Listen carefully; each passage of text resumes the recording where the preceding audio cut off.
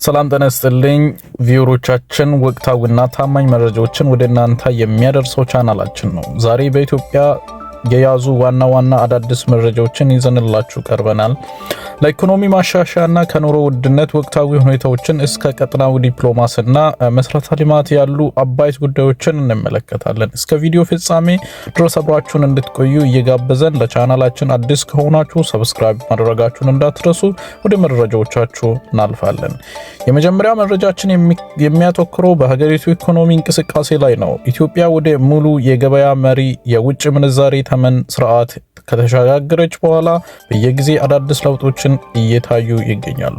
ባንኮች የዶላር መግዣና መሸጫ ተመናቸውን ማስተካከላቸውን እየቀጠሉ ሲሆን ይህም በውጭ እና ገቢ ንግድ ላይ የራሱን ተጽዕኖ እያሳደረ ነው።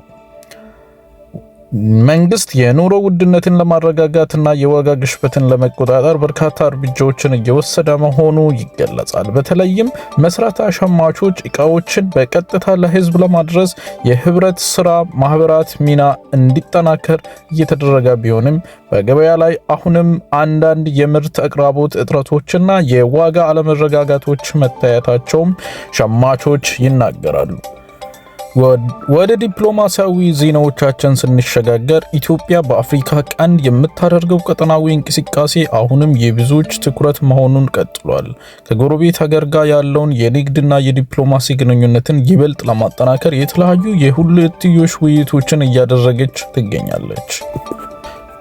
በተለይም የቀይ ባህርና የወደብ አማራጮችን አስመልክቶ የሚደረጉ የዲፕሎማሲያዊ ጥረቶች እንዲሁም በአፍሪካ ቀንድ ሰላምና መረጋጋትን ለማስፈን የሚሰሩ ስራዎች የትኩረት ማዕከል ናቸው። በሀገር ውስጥም የተጀመሩ የሰላም አማራጮችና የህብረ ብሔራዊ ምክክሮች ሂደቶች በምንም ደረጃ ላይ እንደሚገኙ የሚጠቁሙ መረጃዎች እየወጡ ይገኛሉ። በመሰረተ ልማት ዘርፍ በአዲስ አበባና በተለያዩ የክልል ከተሞች የተጀመሩ የኮሪደር ልማት ስራዎች አሁንም በከፍተኛ ፍጥነት እየተከናወኑ ይገኛሉ። ከተማችን ለነዋሪዎች ምቹ አረንጓዴውና ዘመናዊ የማድረግ ስራው ከፍተኛ ውጤት እያሳየ መሆኑም የብዙዎች አይን እማኞች ምስክር ነው።